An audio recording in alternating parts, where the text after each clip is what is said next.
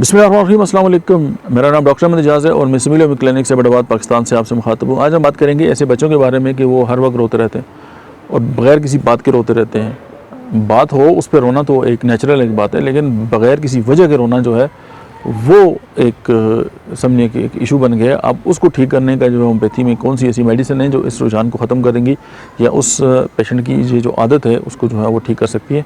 आप कुछ बड़े लोगों को भी देखते होंगे कि वो बार बार जो है अपने मसाइल लेके रोना शुरू कर देते हैं और बैठे बैठे अचानक रोना शुरू कर देंगे। अब ये जो रुझान है उनके अंदर एक बात तेजी जो पाई जाती है, ऐसे बहुत सारी साइकोलॉजिकल इश्यूज़ हैं जिनमें बंदा रोता रहता है, दुआएं मांगता रहता है, हर वक्त जो है वो उस एक स्टेट ऑफ माइंड के अंदर रहता है। Homeopathy medicine in state of mind को भी चेंज करने की सलाहियत जो है वो रखती है।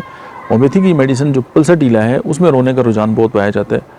अगर आपके साथ कोई दिलासे से बात कर रहा है, आपकी आंखों में आंसू आ गए, आंखें डबडबा गई, आंखों में आंसू से भर गई और आप बस हर वक्त ये समझ दें कि आप तो जो है बस रोने के लिए इस दुनिया में आए, तो होम्योपैथी की मेडिसिन जो पल्साटीला है वो आप इस्तेमाल कर सकते हैं अपने करीबी डॉक्टर के मशवरे से।